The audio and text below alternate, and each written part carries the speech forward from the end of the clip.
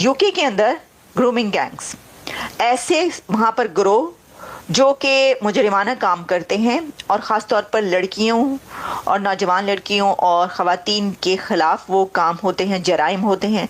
उनको लड़कियों को उठाया गया वहाँ पर बहुत ज़्यादा, और उनसे जो है वो ना सिर्फ ये कि जराइम किए गए, काम भी ऐसे करवाए गए।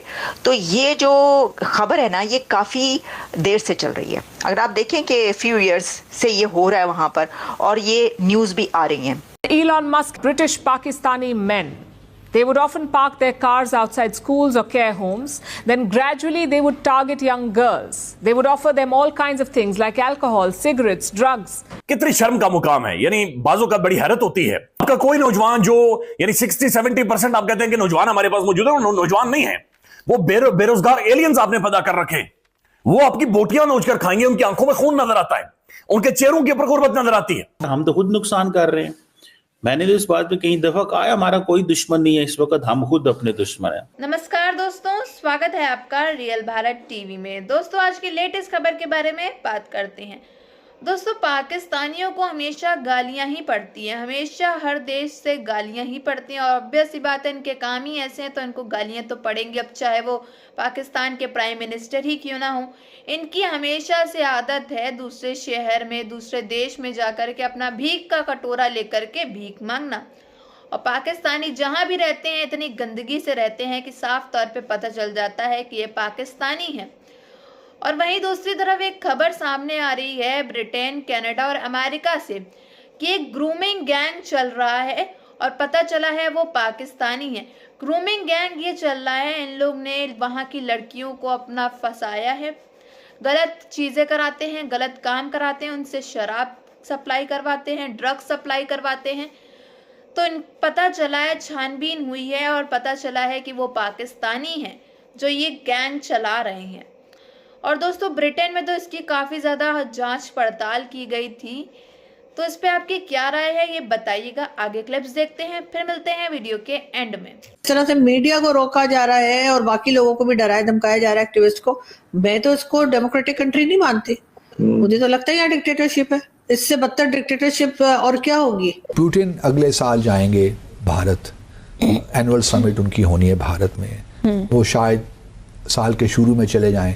उसके बाद क्वाड समिट भी होनी है भारत में, जिसके लिए ट्रम्प जाएंगे भारत। इसके ऊपर भी ट्वीट किया और उन्होंने कहा है कि ये जो वहाँ पर जो कुछ हो रहा है यूके में, तो ये बहुत अरसे से हो रहा है और ये बड़ी लेट है कि इसके ऊपर कोई मतलब काम हो रहा है या आवाज़ उठाई जा रही है, ये बहुत पहले ही हो जाना चाहिए था। तो उसके ऊपर भी फिर मैं देख रही थी सारा कि काफ़ी मीडिया, कुछ मीडिया की तरफ से, इंडियन मीडिया की तरफ से भी ये कहा जा रहा है कि वो उन्होंने इशारा पाकिस्तान की तरफ किया है कि जी इसके अंदर जो लोग हैं, यानी पाकिस्तान से मुराद ये कि वहाँ पे जो ब्रिटिश पाकिस्तानी है जो कि ऐसा अपलोड होगी। ट्विटर आपका खुलता नहीं है, तस्वीर आपकी कोई डाउनलोड नहीं होती, ट्रांजैक्शन आप कर नहीं सकते, बिल्कुल पट्टा इस मुल्क का बैठा कर रख दिया गया है, यानी तबाही निकाल दी गई है। आपका कोई नौजवान जो यानी 60-70% आप कहते हैं कि नौजवान हमारे पास मौजूद है, वो नौजवान नहीं है, वो बेरोजगार एलियंस आपने पैदा कर रखे। वो आपकी बोटियां नोचकर खाएंगे, उनकी आंखों में खून नजर आता है, उनके चेहरों के ऊपर गुर्बत नजर आती है। इंटरनेट आपने उनका बंद कर दिया, इंटरनेट से वो कमाई करते हैं, उनकी तालीम इंटरनेट के ऊपर, यानी रोजगार इंटरनेट के ऊपर, और दुनिया चलती है आजकल इंटरनेट के ऊपर, मुल्क के ऊपर। ये नेशनल सिक्योरिटी को वाकईतन खतरा है जिस तरीके से इंटरनेट को डैमेज किया गया। पता नहीं कौन से तजुर्बात करते रहे, कोई कहता है हम फायरवॉल लगा रहे हैं, कोई एक तो खातून आकर कहने लगे हम फाइबर वॉल लगा रहे हैं, कोई कह रहा हम चाइना से फाइबर वॉल लेकर आएंगे, किसी ने कहा वो समुद्र के नीचे से तार गुजरती है, वो शार्क उठकर खा जाती है, किसी ने कहा शार्क उठकर नहीं खाती जी, असल में हमारे अपने तजुर्बे। तो बहरहाल जो घोल घोल कर ये बनाते रहे, उसका नतीजा ये निकला कि आपके दारुल हुकूमत के अंदर भी आज ना तो बैंकिंग ट्रांजैक्शन हो सकती है, और बिल्कुल इंटरनेट इतना यानी फिरकी घूमती है इंटरनेट की, यकीन माने नहीं है। ठीक है जी, ये आप समझ लें कि जो गवर्नमेंट जो शट डाउन करती है इंटरनेट 2024 में, उसकी जो कॉस्ट है वो $7.62 बिलियन थी 2024 में। ये एक एनुअल रिपोर्ट है जो जारी की गई, और दुनिया की इकोनॉमी को तकरीबन $7.5 अरब का, जिसमें सिर्फ पाकिस्तान जो है 1.62 बिलियन है।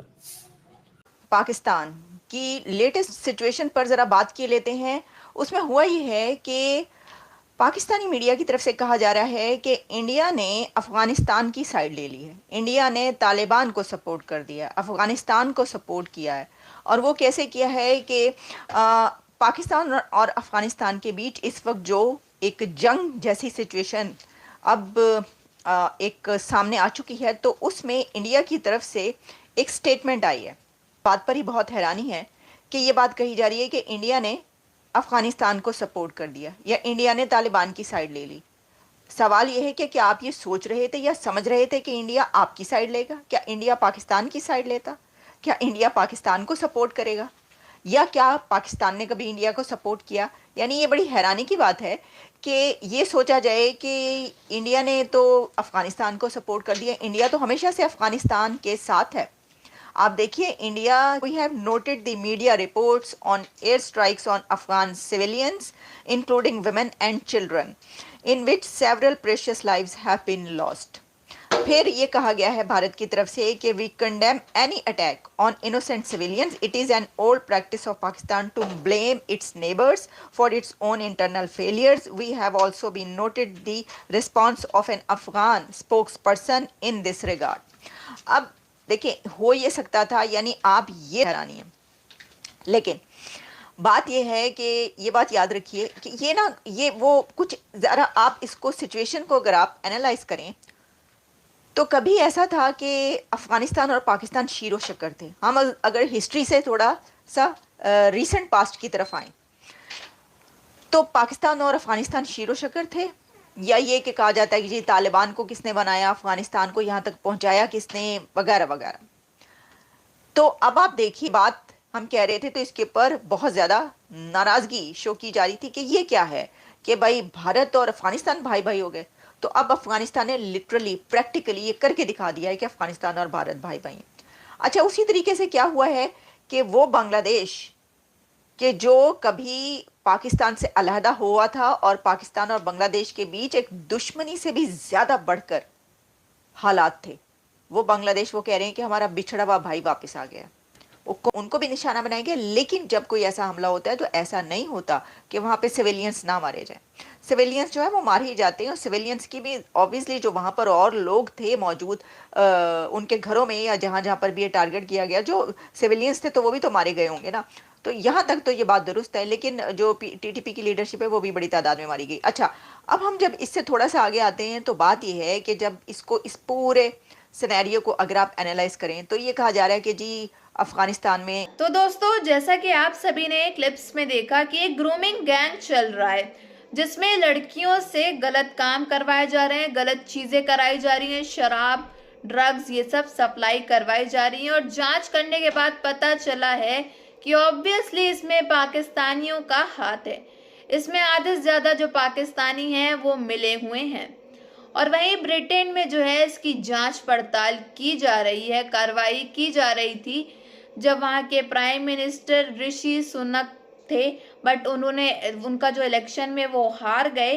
तो इस चीज़ के बारे में अब वहाँ पर कोई भी चर्चा नहीं है, कोई जांच पड़ताल के बारे में कुछ पता नहीं है। लेकिन अब यही बात को दोहराते हुए, यही बात बताते हुए एलन मस्क ने बताया है कि ये सब हुआ था। ग्रूमिंग गैंग जो है वो ब्रिटेन, अमेरिका, कनाडा के अंदर चल रही है पाकिस्तानियों के द्वारा। तो ये जो बात एक बार फिर से उठाई गई है। और वहीं डोनाल्ड ट्रंप आने वाले, और एलन मस्क जो है वो डोनाल्ड ट्रंप के राइट हैंड है। तो ज़रूर ये बात, ज़रूर इस पे चर्चा की जाएगी, इस पे कार्रवाई की जाएगी। और काफ़ी लोग तो अब पकड़े भी जा चुके हैं और पता चला है वो पाकिस्तानी। ऑब्वियस सी बात है, पाकिस्तानी कहीं भी जाते हैं तो अपनी गंदगी ज़रूर फैलाते हैं। तो पाकिस्तानियों का इसमें हाथ है। अब जो है इन पे कड़ी से कड़ी कार्रवाई की जाएगी। इनके जो वीज़ा हैं वो बंद करा दिए जाएंगे। इसीलिए तो पाकिस्तानियों के वीज़े जो हैं वो बंद करा दिए जाते हैं दोस्तों, क्योंकि कहीं भी जाते हैं तो हमेशा अपनी गंदगी ज़रूर फैलाते हुए आते हैं, हमेशा वहां जाकर भी अपना गंदगी फैला ही देते हैं। तो इस पे आपकी क्या राय है ये ज़रूर बताइएगा। अगर आपको हमारी वीडियो अच्छी लगी हो तो like, share and comment and subscribe please.